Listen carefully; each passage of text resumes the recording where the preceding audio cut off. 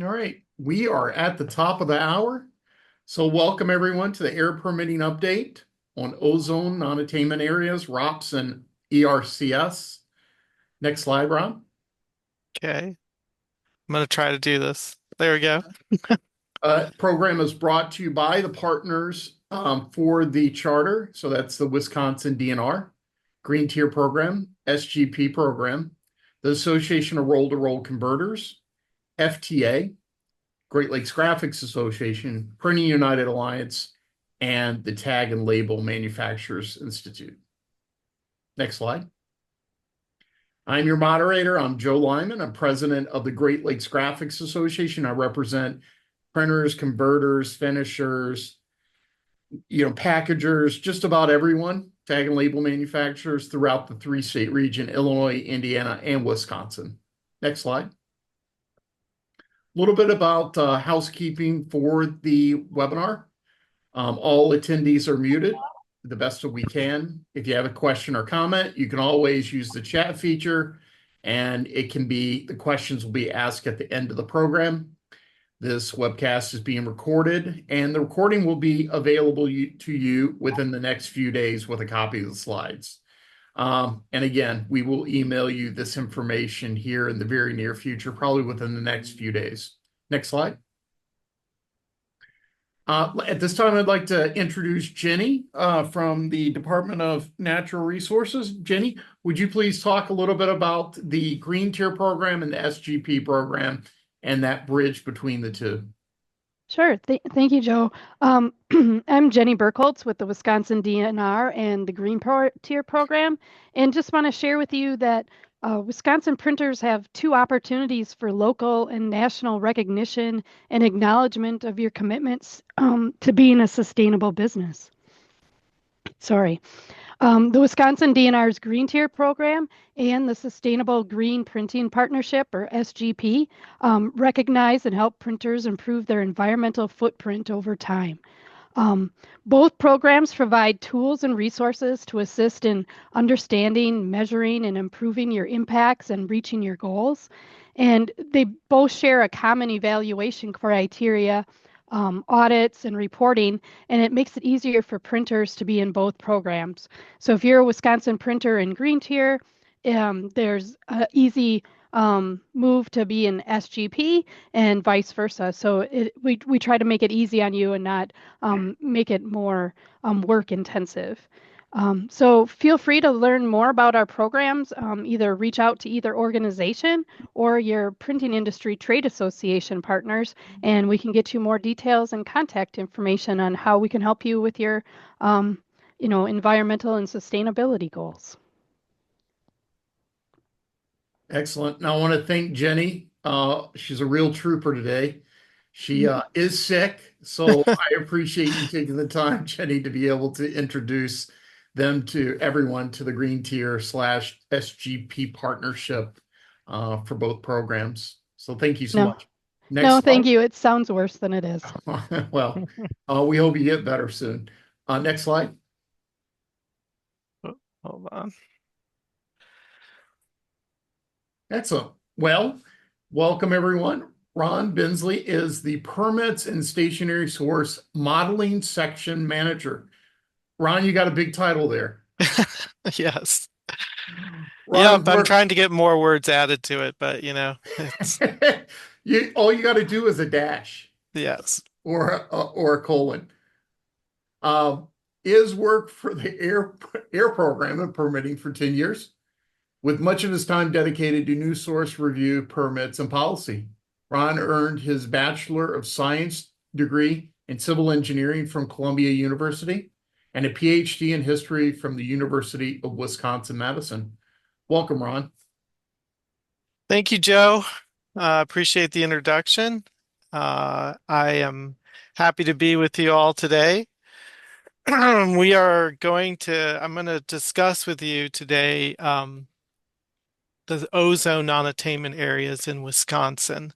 And so the first topic we're going to cover is this 2015 standard and what is going on with it. We've just had a reclassification of the non-attainment areas. I'm going to give you some background for understanding what that is, why it's occurring on the current timeline it is, um, and what that means for facilities that are located in those areas. Then I'm going to talk about, after we kind of go through that, what the standard is, what this reclass is. I want to talk with this group about the impacts that's going to have on permitting. And I'm going to focus that discussion on registration operation permits, or ROPS, because a lot of printers in Wisconsin are permitted under these ROPS. And I want to make sure people understand in the printing world, like what the consequences of the reclassification is for those permits. And then the last thing that I want to talk about with this group today is emission reduction credits, or these ERCs. Emission offsets and emission reduction credits are something that are needed in non-attainment areas for major permitting. There's only a limited group of sources that would require major permitting in the non-attainment areas. But these credits, which is something that those applications need, is any group can generate these, any source within the non-attainment area can generate these, and printers should be considering whether it would make sense in certain circumstances for them to generate a credit, which then they could trade to a company that is looking to go through major permitting. So that's the things we're going to cover today, and I'll get started. With regard to questions, please do put your questions in the chat as we're going along. We have a small group here, so I mean, if there's something that you'd really like me to address that you hear me speaking about that you don't understand, I think it would be okay to think, Joe, for them to come off mute and just raise their question if it's an immediate one. So, all right. So the 2015 standard, let's start there. Just for the very basics, at the core of the Clean Air Act are these national ambient air quality standards. Under the Act, EPA is required to identify contaminants that can cause or contribute, that would reasonably be anticipated to endanger the public health. And EPA has identified 6. They did this in the 1970s. They haven't added to that list since then. But those criteria pollutants, as they're called, are ozone, particulate matter, nitrogen dioxide, carbon monoxide, lead, and sulfur dioxide. So these are known as criteria pollutants because EPA has to establish an air quality criteria that reflects like the latest scientific knowledge that's useful in indicating the kind and extent of effects that these contaminants could have on public health and welfare. And they use those criteria to establish these ambient air quality standards. Every 5 years, EPA is required to go and evaluate whether they should be adjusting the criteria and adjusting the ambient air quality standards. And on some occasions, they do elect to revise these standards. So the ozone NAAQS, or ambient air quality standard, is the one that we're going to focus on today.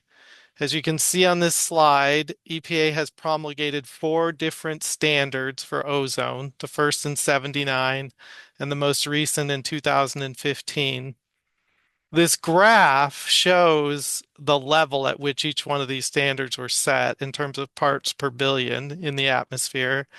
But this slide also shows how many counties in Wisconsin were found to be in non-attainment at the time the standard was promulgated. So in 79, there were 12. In 97, 10. 2008, there was 1 county and a partial second county.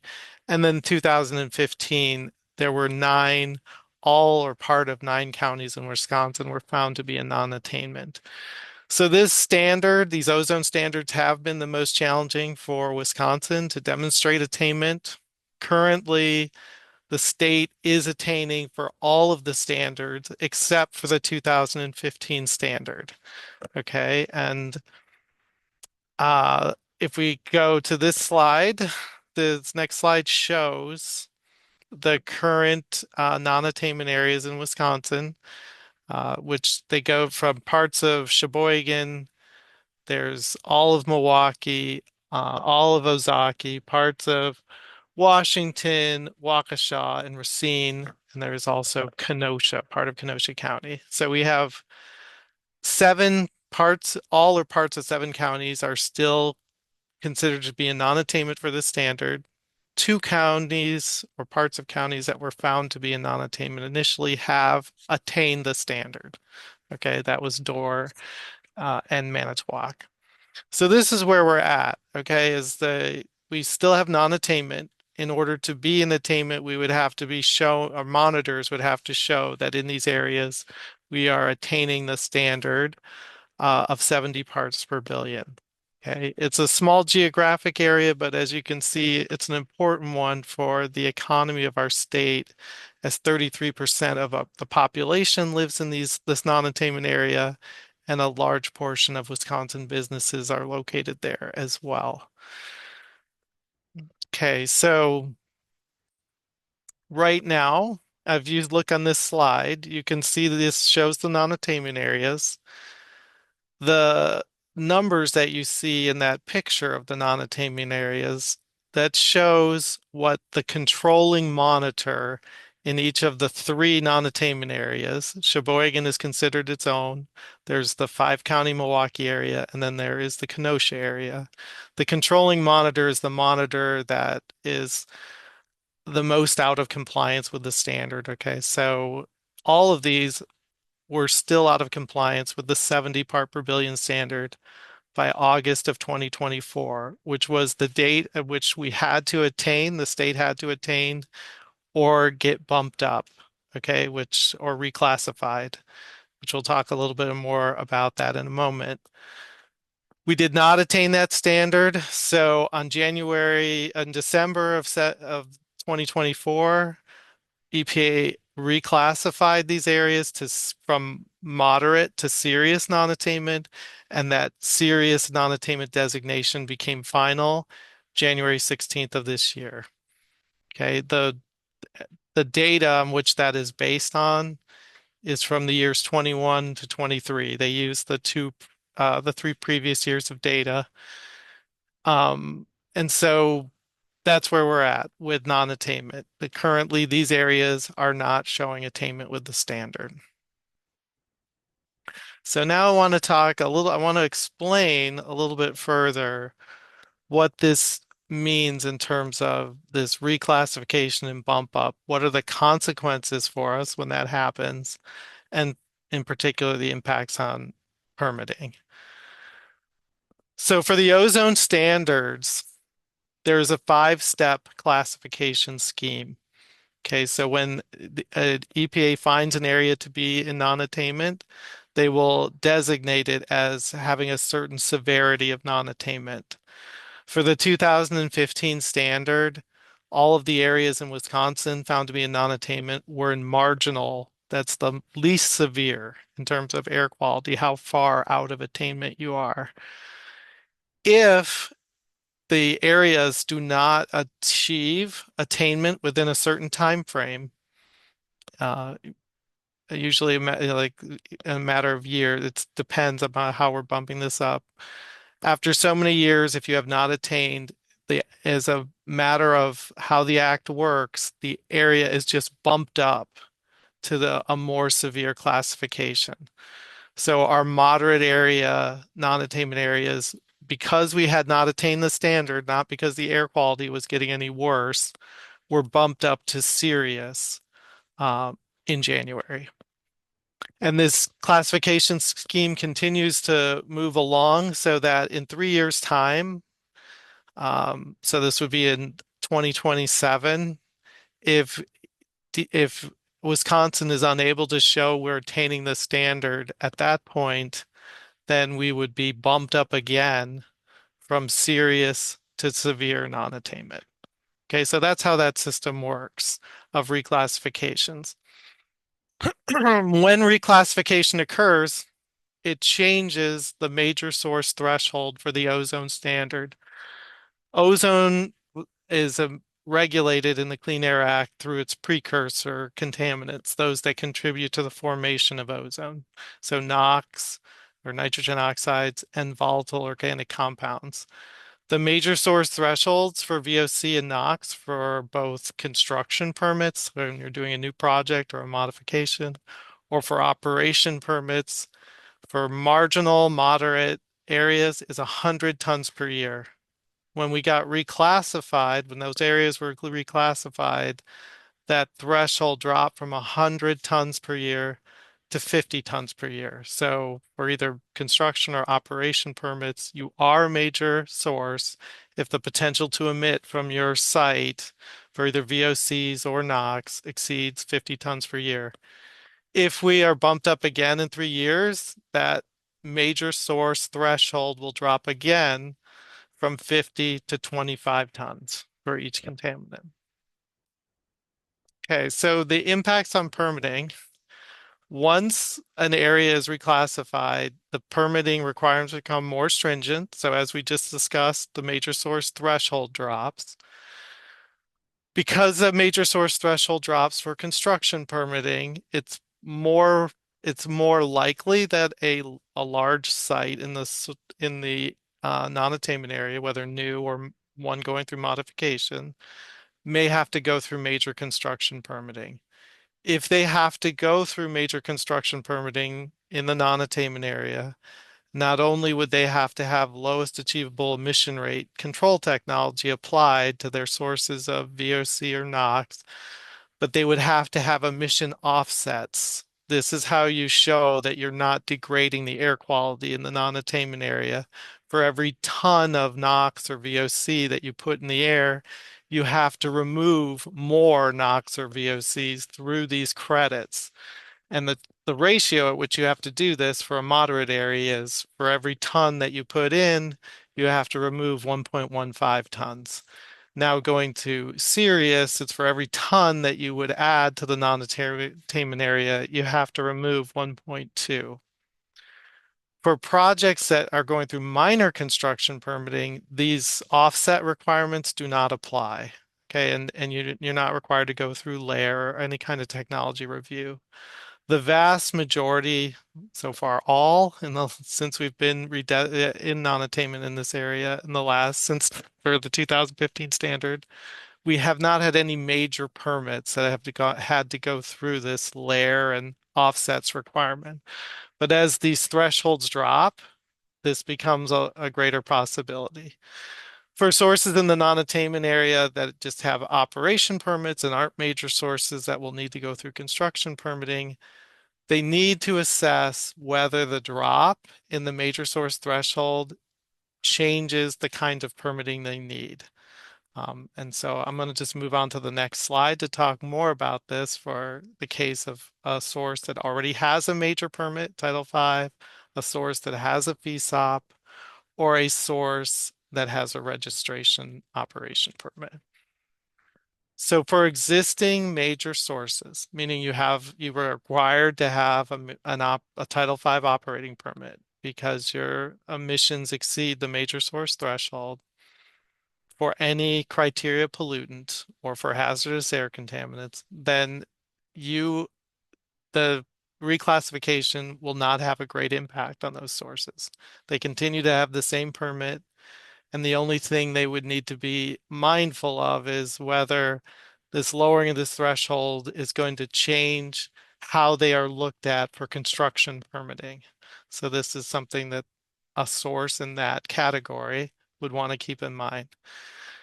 For sources that are synthetic minor for NOx or VOCs, meaning they took some kind of limit on their emissions to get their potential to emit below the major source threshold of 100 tons per year, they need to evaluate whether they need to either apply for a Title V permit because now their potential to emits are over the major source threshold, or whether they would want to apply for an operation permit revision to get additional limitations on the potential to emit NOx or VOCs to maintain their status as synthetic minor for these contaminants. So that's something that a source has to evaluate who has this type of permit, like a site-specific FESOP, as we call them, federally enforceable state operation permit, where they've taken a limit to stay out of major permitting. So people who have questions about types of permits, how to apply for permits, we do have a website for that. There's a link to it. It should be can be helpful if you find that you need to be applying for a new permit. For those who have registration permits, they're in a unique situation because of the kind of permit they have. If you have a Title V or a federal enforceable state operation permit, the kinds we were just discussing, those are site-specific, drafted by the department for your site, in which the potential to emit depends on the precise limits that were put into your permit. For these registration operation permits, these are they're a general type of permit. So when you apply for a ROP, you're applying for coverage under a general permit. There's a lot of advantages to these registration permits because they are much simpler to apply for. You get granted coverage much more quickly. It's a streamlined permitting process, but they work differently than site-specific permits in the sense that to qualify, one of the criteria you have to meet is you're just managing your actual emissions each year from the site, and you're keeping the actual emissions from the site below some percentage of the major source threshold. That is how the permit is written. So we have 4 types of registration permits: type A, B, C, and G. The type A permit holds you to 25% of the major source threshold for most criteria pollutants. The type B to 50%. The type C as a kind of a hybrid permit that was created just for printers, and so some printers still have this ROP. It holds you to 25% of the major source threshold, but allows up to 50% of the major source threshold for hazardous air pollutants. And then the type G ROP is one that's only open to people who a source that's in green tier, I think tier 2 of green tier. They could apply for this type G where you're allowed to emit up to the 80% of the major source threshold. So this table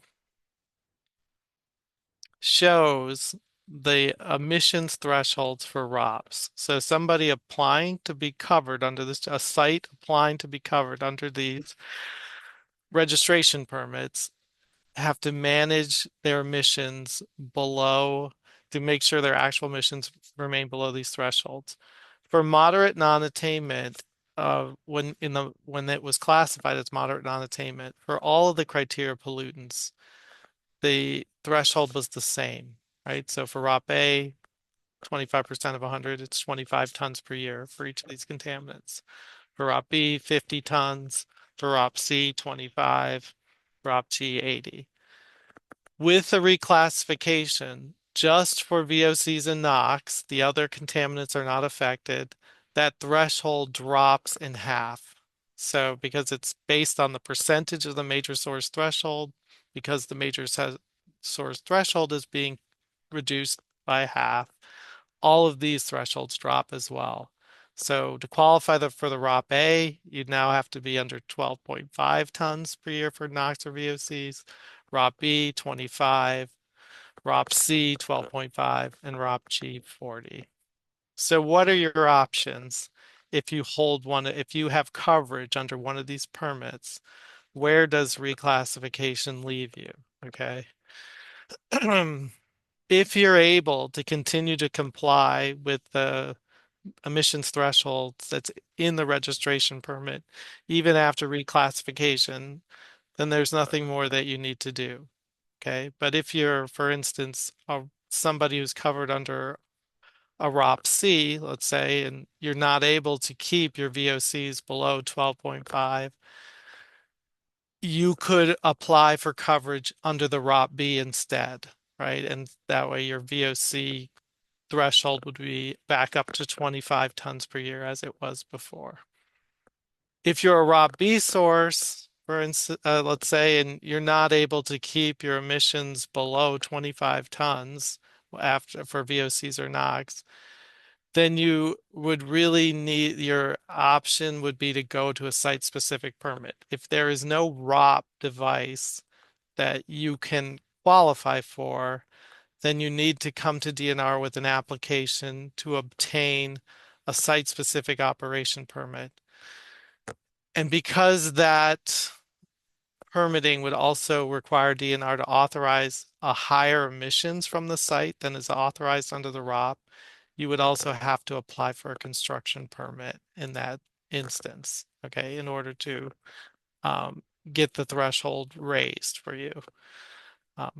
So that's just something to keep in mind. So just for those who, I think many of you are probably familiar with ROPS, but the real advantages of this device is it simplifies compliance. It simplifies permitting in that if you're adding new equipment to your site and you're able, after that new equipment is added, to continue to comply with the emission limits imposed by the ROP, there's nothing else you need to do. You don't need to come in for any additional permitting.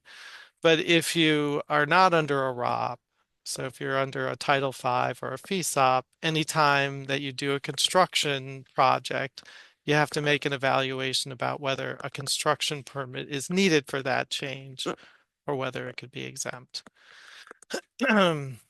So this is the impact to ROPS, the lowering of the thresholds, and people who are covered under the ROPS need to assess whether they can continue to comply with that device or whether they need to either apply for a different kind of ROP or come to the DNR to get a site-specific permit. We do have a website that we've had for a number of years on permitting requirements in the non-attainment areas.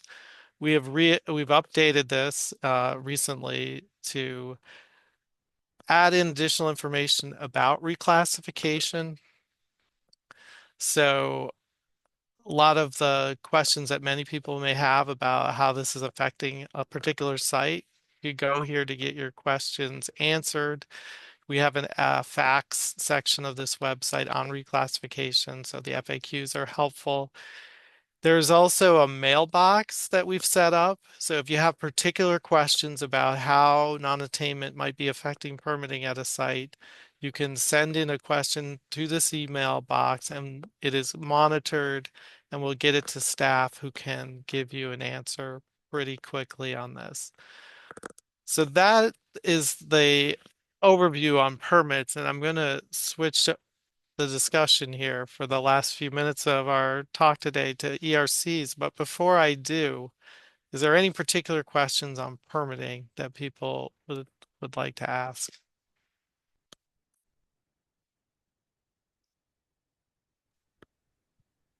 We have one.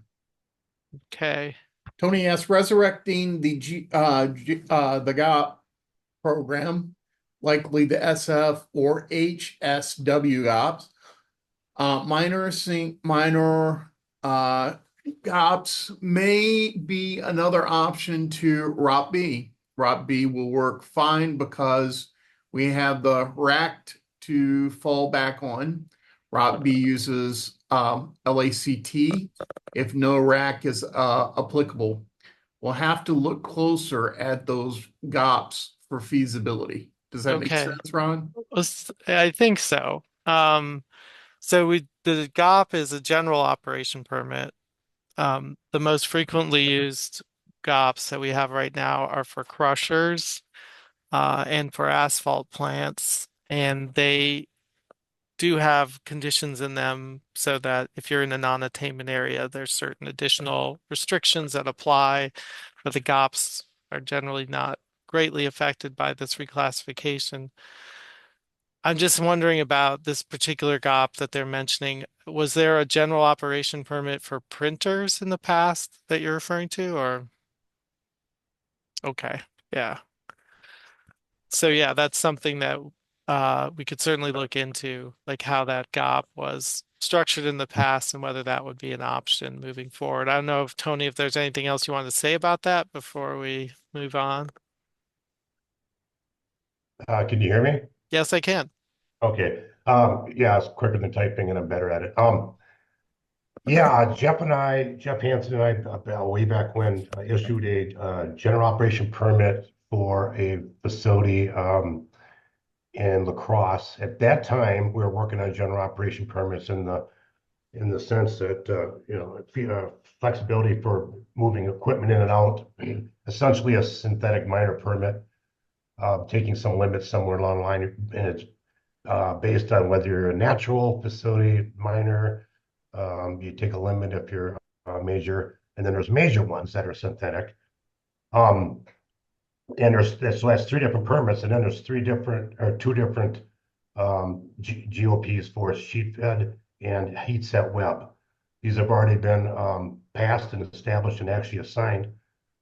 They got buried due to ROP and the how that was working out so well that they never got used, and we ended up kicking to the curb. But I just started looking at this morning, and it is I can't say which one would be better to adapt to. We'll have to think that through as a group, but ROPB will likely work very well because of our rack. I know I tried to do that with a company once that wasn't a printer, and they didn't have a decent enough rack, and it ends up causing some problems in the process line limitations in the ROPB. So Yeah. that's the only hang up there. I think we'll be okay because we can just fall back on rack, and it doesn't limit any process line being one press at all to 10 tons a year kind of thing. So that's just my input as far as my study this morning. Okay. No, thank you, Tony. I appreciate that. And I do appreciate you bringing up your experience with the GOP in the past, because we're going to have to be thinking creatively here moving forward, especially if we have another bump up in 3 years, all these ROP devices, their thresholds will drop yet again, and more people will be looking for other options other than going to a site-specific permit if there is another option. Okay. Gary and I will be beating this up a little bit. I've been through him a digestible amount of permit GOPs and stuff to look at too. So we'll be ping ponging this back and forth, and next time we get together, we maybe have some better answers. Okay. Or options. All right. Thank you. You're welcome. And now on emission reduction credits. This is something that I don't think is well understood by many people, and I think even people who have a passing understanding of, I get the concept of what these credits are. I think the attitude of many towards these are, that's interesting, but it doesn't matter to me because I'm not a major source. And so I didn't mean to go for there. So I'm not a major source, and so I am not going to ever need these devices. And that is probably true. The number of people who need credits is very limited. That part of the thinking that I find that many have is correct, but that this is of no interest to others, I don't think that's correct. So although only a source going through a major construction permit needs an ERC to get a regulatory authorization for their project, any source that has emissions of NOx or VOCs that is reducing those emissions and can document the reduction can generate an emission reduction credit as long as you're located in the non-attainment area. You do have to be located in the non-attainment area. So that's why a larger group of people should be interested in these, because the credits are going to become, there are already sources that are starting to look for these. And it's of monetary value, right? If you hold a credit and someone else needs it for their application, they are going to be probably willing to talk to you about purchasing that credit from you. So there's sort of a market there in these credits. DNR has no involvement in this market, but we do try to facilitate this process because these credits are needed for major construction permitting. So an ERC, as I discussed a little bit earlier on some of these earlier slides, these offset ratios, like how much credits of NOx or VOCs you need if you're going through a major permit action, that ratio increases as the non-attainment area designation becomes more severe. So under moderate is 1.15 to 1. Under serious, it's going to become 1.2 to 1. Under severe, it would become 1.3 to 1. Any source in the non-attainment area can generate these credits by reducing emissions and then banking them, right, in a type of permit that we call an elective operation permit. That the only purpose of that permit is to store the credit that was created that can then be used for trading. So Wisconsin has developed an ERC registry webpage. We did this a few years ago after the 2015 designations were finalized. This webpage is a place that people can go in order to see what credits are available. Like there are what the Wisconsin Electric Company, WEC Corporation, when they shut down the Pleasant Prairie plant several years ago, they did generate credits and bank them. You can go see that on the webpage.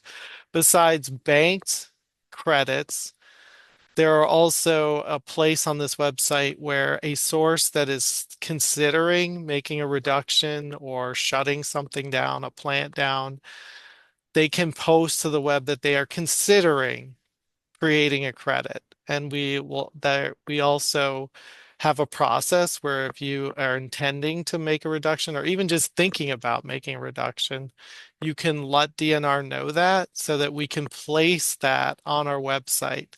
The purpose of doing that is so that those who have the capability of generating these credits and those who need the credits have a place to go where they can begin their communications. Like, I really need this credit for my project. Oh, I see this printer is contemplating shutting down a facility in Kenosha. Maybe I can talk to them about whether they would be willing to generate these credits so I can use them on my application.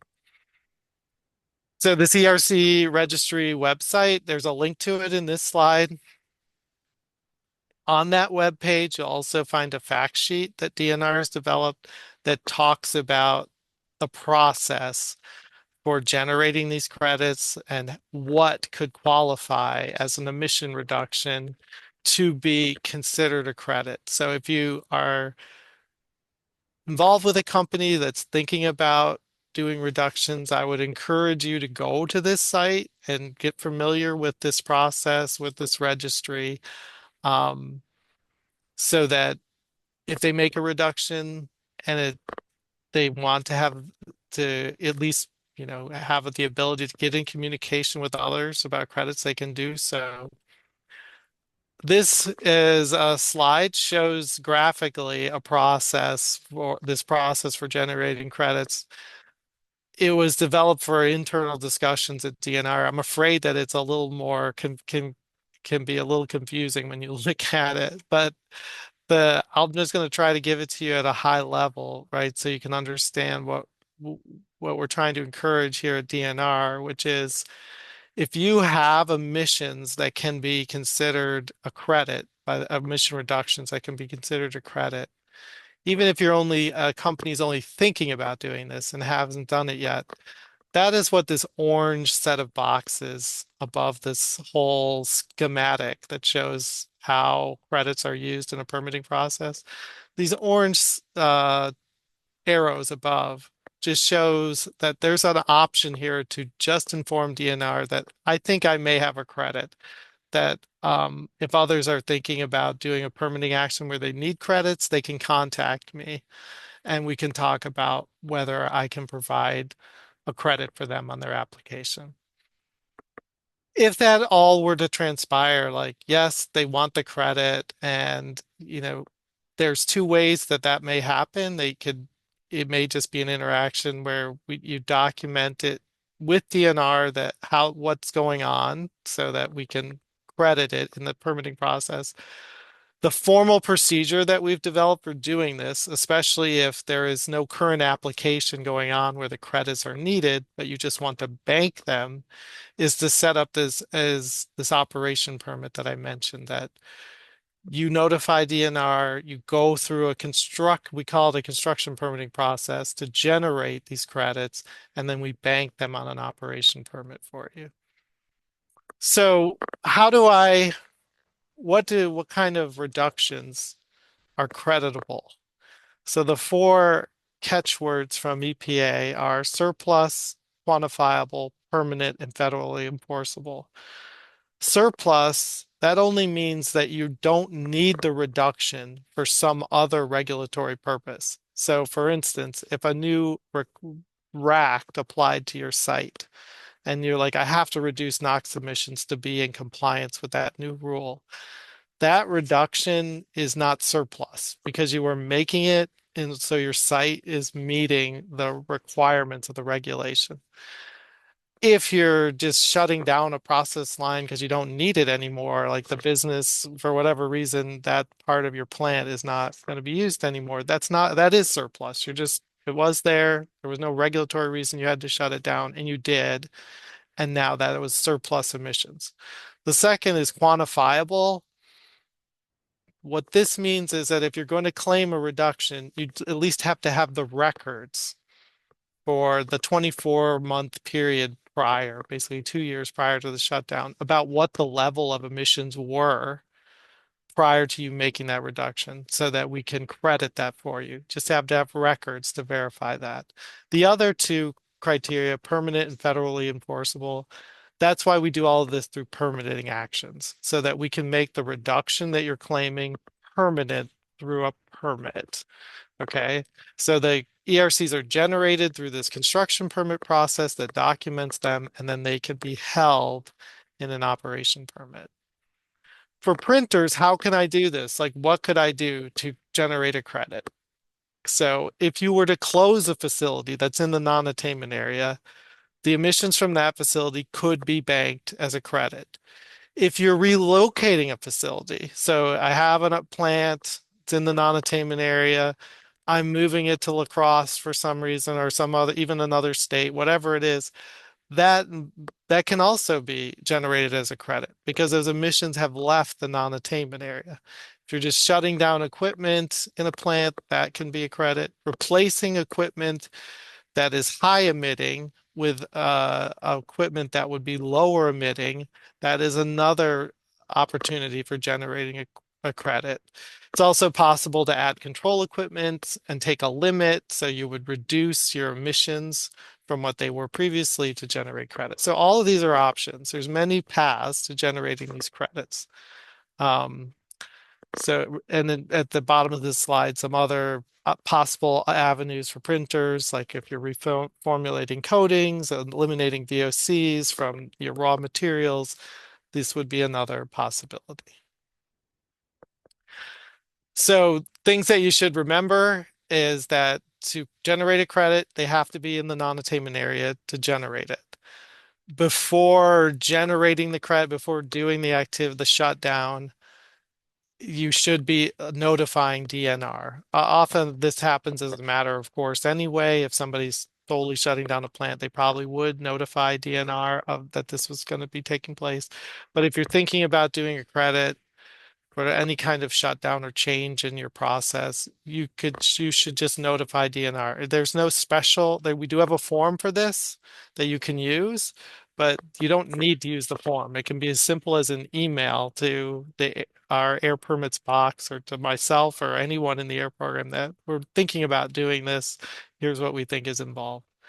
And you may, if there is no application that currently needs credits, you can bank credits in these elective operation permits, and those are once the one besides their use in trading, that's one reason to bank them in these operation permits. The other thing that is critical with these operation permits is if you're going to use a reduction as a credit until it's actually used on an application, it has to continue to be the credit has to be continued to be reported to the inventory.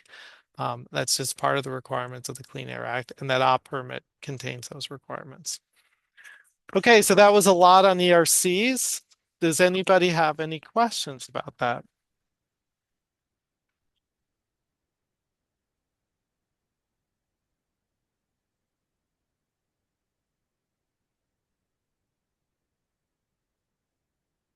Okay.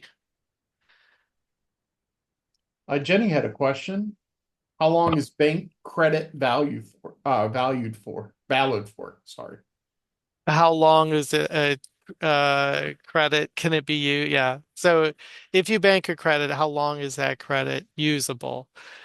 It's usable as long as the area remains in non-attainment. If the area attains the standard and it's now an attainment area for ozone, which I know we'd all be thrilled, then the credit really has no value anymore because it can't be used for anything. I guess I should qualify that a little bit. I mean, that would be the achieving attainment would be the real cutoff on these credits, except that if they were generated, let's say in Milwaukee or somewhere, and we're designated attainment, and Chicago remains in non-attainment, it may be possible that those credits are still even usable in Illinois or Indiana if we're talking about non-attainment areas in the lakeshore. The regulatory requirement is the credit has to have the emissions that would have contributed to the non-attainment of the area. So attainment is really what ends the usefulness of these credits.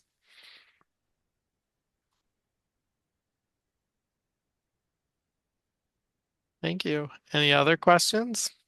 How far back can you document and count ERCs for application? Like how far back can you go? Well, I think the question is like how do I document what the emissions were, right? Mhm. That I'm crediting. The most straightforward thing to do, the one that it would cause the least amount of review needed is I make a change or shut down or something, and I look back 24 months and I take the annual average, and that would be my reduction. That said, if for some reason that previous 24 months you think is not representative of how that unit had been emitting in the non-attainment area, you could make a claim that actually there's another 24-month period further back that's more representative, and I want to use that instead. And you just have to explain to DNR your reasoning for arguing that that's more representative of how that unit operated. But typically, it's the 24 months immediately preceding the shutdown or the change that led to the reduction.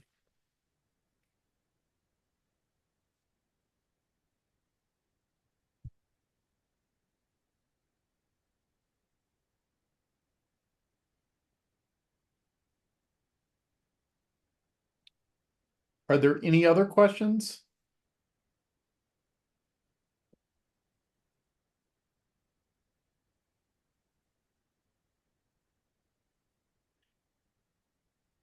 I hear silence. Okay. This is a complicated situation or subject. I understand that about 75% of the manufacturers in the non-attainment areas are going to be affected by this. Is that accurate?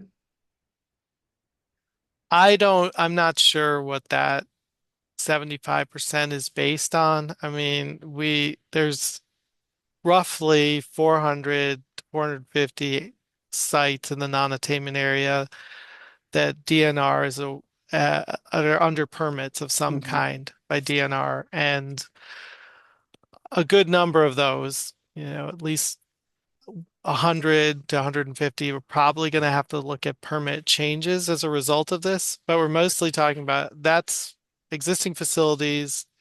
are looking at having to change their operation permits, and that Mhm. involves applying to DNR for a new permit. There's no fees typically, or it's Mhm. not a construction permit situation. For people who are contemplating a new facility in the non-attainment area, they need to really look carefully at like what the thresholds are and whether what they're proposing is going to end up needing major permitting. In most cases, it won't. Okay. But if you just want to be mindful of what you're doing. And if you need a permit to stay out of major permitting, you should get it, because that's, you don't want to be stuck in a situation where because you didn't get a permit, you now have a regulatory issue. Yeah. And to that point, when should they, I mean, like timelines, when is this expected to start and when should you, if you need a modification to your permitting, when should you do that? Right. Is there a Okay, yes. timeline? Sure, I can explain that. So the reclassification took effect January 16th of this year. Okay. If you have an existing site that's under a ROP or some other operation permit and you're evaluating whether you need to get a different kind of permit, a source should be addressing this as soon as they can. All the rules took effect in January of this year. So if you need a new permit, you should be getting an application to DNR as soon as possible and no later than 12 months Okay. after the reclassification. So by January of next year. For those who are contemplating a new facility in the non-attainment area, they should be paying attention to the construction permitting rules for non-attainment now, because they took effect in January. Okay. Excellent. Thank you, Ron. All right. It sounds like that's the end of the questions, Ron. Okay, that's fine. And if you do have if any of you do have additional questions on non-attainment, feel free to reach out to me. I'm happy to take your questions, and also encourage you to use our website. The resources I pointed out to you in the presentation, and the mailbox that we have for these questions is, as I said, monitored, and DNR staff will get back to you quickly on any questions that you have. Outstanding. Well, thank you so much, Ron. We really appreciate you taking the time to meet with us today and bring us up to date. You are welcome. Excellent. Take care, everyone.